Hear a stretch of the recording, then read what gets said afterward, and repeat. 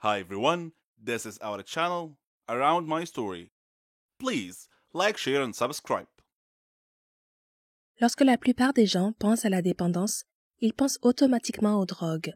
Cependant, une personne peut être dépendante de beaucoup d'autres choses, y compris le shopping, les réseaux sociaux ou, selon mon expérience, les jeux vidéo. J'ai essayé les rencontres en ligne pendant une courte période et j'ai rencontré un homme. Nous nous sommes entendus instantanément. Il était tout ce que j'avais toujours voulu. Il était grand et drôle, s'habillait très bien, avait de beaux cheveux et un bon travail. Nous n'étions jamais à court de sujets de conversation, et il me faisait rire. Au bout de quelques mois, ces jeux ont commencé à s'infiltrer dans notre relation. Je faisais 45 minutes de route pour aller à son appartement et il jouait à des jeux pendant un certain temps. Au début, cela ne me dérangeait pas. Je m'asseyais et surfais sur Pinterest ou regardais la télévision sur le canapé pendant qu'il jouait. Puis, une fois sa partie terminée, il consacrait toute son attention à moi. Il se plaignait que son ex-copine se fâchait contre lui à cause de ses jeux, mais j'étais différente. J'étais décontractée et cool, et je ne faisais pas toute une histoire pour quelques jeux vidéo de temps en temps. La plupart des hommes aiment les jeux vidéo, je le sais parce que j'ai un frère et des cousins. Mais une fois que nous nous sommes sentis plus à l'aise l'un avec l'autre, les jeux vidéo sont devenus de plus en plus fréquents. Presque chaque fois que j'allais chez lui, il était sur son ordinateur, la souris et le clavier cliquant à toute vitesse. Il criait sur l'ordinateur et parlait à ses amis dans son casque. Je m'asseyais sur le canapé, surfant sur Twitter et Facebook pendant des heures attendant qu'il finisse pour que nous puissions passer du temps ensemble. J'ai compris que c'était son hobby et sa passion. Il a été joueur professionnel pendant quelques années au lycée et à l'université, et il a gagné des milliers de dollars, ce qui était plutôt cool. Je ne me suis jamais plainte. J'avais beaucoup de patience et je ne voulais pas qu'il pense que j'étais comme son ex colérique. Ensuite, il a commencé à annuler ses rendez-vous plus souvent. Une fois que j'ai emménagé, j'ai réalisé que lorsqu'il disait qu'il ne se sentait pas bien et qu'il voulait dîner une autre fois, il était probablement en train de jouer à des jeux vidéo et ne pouvait pas se séparer de l'écran. Nous projetions fréquemment de passer des week-ends chez ses parents, dans un autre état. Je prenais des jours de congé et demandais à ma mère de s'occuper de mon chien. Je me réjouissais de passer du temps avec mon petit ami pendant les 4 heures de route. Au lieu de cela, soit il annulait à la dernière minute et jouait tout le week-end, soit il passait tout notre temps à regarder des gens jouer sur YouTube ou d'autres sites où les gens pouvaient diffuser leurs jeux en streaming. Il se levait le matin, s'asseyait devant son ordinateur et ne se levait pas avant d'aller se coucher. Cela se passait tous les week-ends, à tel point que je me sentais spéciale rien qu'en regardant un film avec lui parce que, pour une fois, ses mains n'étaient pas sur le clavier. Nous prévoyions de faire quelque chose d'amusant, comme aller au cinéma ou aller dans un restaurant qui avait l'air bien. Mais il se mettait à jouer dès le matin et changeait d'avis, disant qu'il n'était pas vraiment d'humeur à enfiler un jean et à sortir. Je pensais que mon anniversaire serait différent, mais j'ai fini par ne rien faire de la journée pendant qu'il jouait. Ce n'est qu'au moment de sortir dîner avec ma famille qu'il a finalement réussi à se séparer de son écran. J'allais me coucher et lui demander de venir avec moi pour que nous puissions décompresser avant de s'endormir. Il me disait qu'il serait là dans 1 minute, mais la plupart du temps, je m'endormais seule pendant qu'il jouait à des jeux. Il arrivait finalement au lit des heures plus tard, alors que je m'étais déjà endormie. Je me suis rendu compte qu'il avait un problème après notre rupture et j'ai enfin compris que ce n'était pas un comportement normal. C'est bien d'aimer les jeux vidéo, mais quand cela prend le dessus sur votre vie et détruit plus d'une relation, cela pose un problème. Il a admis qu'il avait une dépendance aux jeux vidéo. Mais tant qu'il n'aura pas reçu d'aide, il sera toujours en couple avec son ordinateur. Vous savez, parfois la vérité est encore plus étrange que la fiction, surtout si vous avez un sombre secret dans votre vie qui vous mettra en danger s'il était révélé. C'était mon cas. Et voici mon histoire. Je m'appelle Charlotte et j'ai 17 ans. Je vis avec ma mère. Mon père est décédé avant ma naissance. Alors ma mère a dû m'élever toute seule. Ma mère savait tout de moi. Mes études, mes amis. Elle avait certaines règles que j'étais censée suivre. Par exemple, il était interdit de manger à l'extérieur, je ne pouvais pas être amie avec quelqu'un sans qu'elle sache tout sur lui avant, etc. Je trouvais ces règles assez paranoïaques, et je lui ai demandé pourquoi elle imposait de telles restrictions pour que je me fasse des amis. Elle m'a répondu simplement que, de nos jours, on ne peut faire confiance à personne. Mais ce n'était pas une réponse très satisfaisante. Et quand je lui ai demandé ce que cela signifiait, elle n'a rien dit de plus. En grandissant, ces règles me déconcertaient encore plus, et je ne pouvais pas m'empêcher de me demander si elles avaient un rapport avec mon père, dont je ne savais rien. Maman disait toujours qu'il était un trouble-fête, et elle me disait que tout serait clair pour moi avec le temps. Un jour férié, j'ai rejoint un nouveau groupe. Nous avons fait beaucoup de concerts. C'était génial! J'étais douée pour jouer de la musique et chanter. Quand nous sommes allés camper, nous avons rencontré des étudiants d'autres pays. Nous nous sommes fait beaucoup de nouveaux amis et nous nous sommes amusés ensemble. Nous avons même eu la chance d'accroître la notoriété et la réputation de notre groupe. Après notre première représentation au camp, une fille asiatique s'est approchée de moi et m'a serré dans ses bras en disant « Charlotte, tu m'as beaucoup manqué !» Prise au dépourvu, j'ai demandé « Est-ce que je te connais ?» Elle m'a encore surprise en disant « Tu ne me reconnais pas ? Je suis Marie, ton amie !» J'ai souri et j'ai répondu « Tu dois te tromper.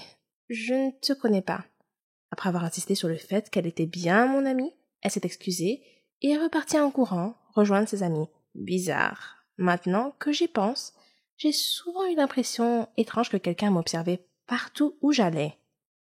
J'ai essayé de me débarrasser de ce sentiment à plusieurs reprises, mais je n'ai jamais pu. Je me disais simplement que ça devait être mon imagination. Ce soir-là, nous sommes tous allés faire une excursion dans la jungle. Il faisait très sombre. J'étais séparée du groupe et je me suis retrouvée seule, entourée d'arbres. J'ai appelé mes amis, mais personne ne m'a entendu. Soudain, je suis tombée sur quelqu'un.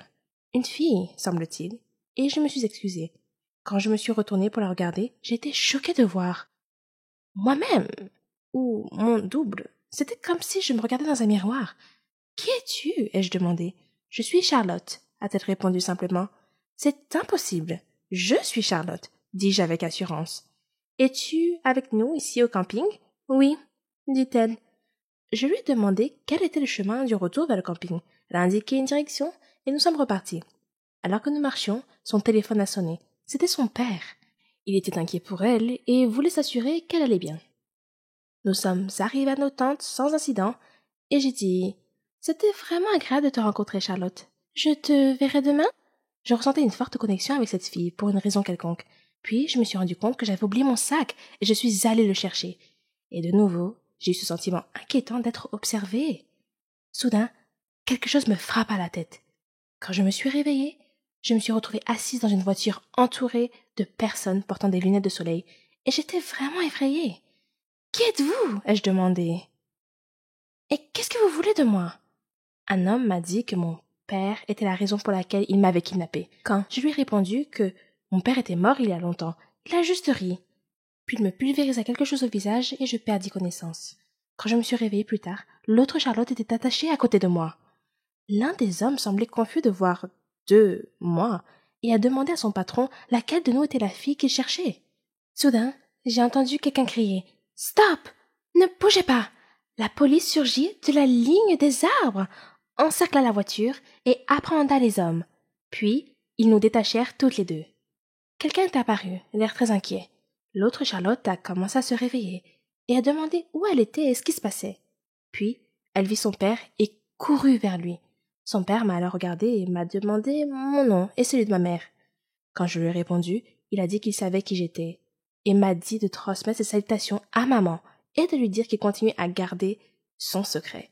Puis il me remit une médaille et me serra dans ses bras en disant qu'il n'était pas sûr que nous nous reverrions un jour. Je le regardais toujours d'un air confus. Alors il sourit et me demanda où était mon père. Et je lui répondis que mon père était mort. Il a dit que c'était leur accord entre ma mère et lui, qu'il essayait seulement de nous protéger, moi et l'autre Charlotte, qui se trouvait être ma sœur jumelle. Il dit avoir eu des problèmes dans son travail. Des gens ont menacé de nous tuer. Alors lui et ma mère ont décidé de nous séparer. Elle t'a emmené et j'ai pris ta sœur jumelle, a-t-il dit. Nous avons fait ça pour te garder en sécurité. J'ai appelé ta jumelle Charlotte, comme toi. Je me sentais encore un peu bouleversée à ce moment-là. C'était absurde. Je ne pouvais pas le croire. Soudain, j'ai entendu quelqu'un m'appeler. « Charlotte, réveille-toi! C'est l'heure de notre voyage. Tu as dû faire un cauchemar, car tu criais. » Je me suis réveillée et me suis retrouvée dans une tente avec mon ami. Quand je suis sortie de la tente, je me suis arrêtée. Juste en face de moi, me regardant dans les yeux, se trouvait une fille qui était mon reflet exact. Avec le recul, je me rends compte que j'ai été élevée dans un monde très étrange. Au centre de ce monde se trouvait ma mère, célibataire, héroïnomane, et, du moins à mes yeux, la meilleure mère du monde. Chaque jour, il y avait un moment où elle me disait « J'arrive dans une seconde », avant de disparaître dans sa chambre avec quelques-unes de ses amies et de fermer la porte à clé. À 7 ans, je restais longtemps devant cette porte fermée à clé, essayant d'imaginer ce qui se passait de l'autre côté. Il m'a fallu des années pour comprendre ce qu'elle faisait là-dedans. Pendant longtemps, j'ai pensé que les adultes faisaient une sorte de sieste. Ils sortaient de cette pièce si calme, si détendu et si joyeux. J'avais l'impression de rater quelque chose, car même après des nuits complètes de sommeil, j'étais toujours fatiguée. Je voulais devenir exploratrice plus tard, et je savais que cela me demanderait beaucoup d'énergie. Ma mère avait énormément d'amour à donner, et c'est moi qui en recevais le plus. Nous jouions ensemble tous les jours pendant des heures, et nous rêvions d'aventures ensemble. J'étais Link, elle était Zelda, et notre mission était de vaincre le méchant démon qui vivait à quelques pas de notre maison dans l'ouest de l'Autriche. Tout d'abord, nous devions nous procurer une carte, afin de pouvoir localiser le démon et le détruire. Si ma mère était trop fatiguée pour notre mission, elle devait boire une potion à base de gousses de pavot pour reprendre des forces. Ma mère recevait généralement ses amis chez elle, comme Werner, qui m'a dit qu'il tirait son énergie de la nature et des arbres. Werner me racontait toujours les heures de gloire du club de football autrichien, tandis que le petit ami de ma mère, Adam, m'a appris à jouer aux échecs quand j'avais 6 ans. Il avait appris à jouer pendant son séjour en prison. Le seul mensonge que ma mère m'ait jamais raconté est sans doute que mon père était mort dans un accident de voiture avant ma naissance. Ce n'est que des années plus tard, lorsqu'Adam et elle sont devenus abstinents, qu'ils m'ont expliqué que mon père biologique était mort d'une overdose d'héroïne. Après avoir passé quelques mois en prison pour possession de drogue, il avait pris sa dose habituelle, mais sa tolérance avait baissé pendant qu'il était en prison, et la dose s'était avérée trop forte. Dans sa douleur, ma mère enceinte a envisagé de se suicider, mais un livre qu'elle a lu l'a convaincue qu'elle se réincarnerait sous la forme de vie la plus inférieure si elle le faisait. À l'école, j'étais un peu une enfant turbulente, grossière et mal élevée, mais c'était la norme là où j'ai grandi. Nous vivions dans un grand appartement vert au rez-de-chaussée d'un immeuble. Nous ne faisions confiance à personne qui se donnait la peine de frapper à la porte principale, car seule la police et le facteur le faisaient. Pour moi, c'était la même chose. Tous les autres passaient par le balcon et entraient directement dans notre salon. Un visiteur fréquent était le dealer de ma mère, que nous appelions le grec. Une fois, alors que maman était dans sa chambre, le grec m'a forcé à boire un verre avec lui. Je n'avais que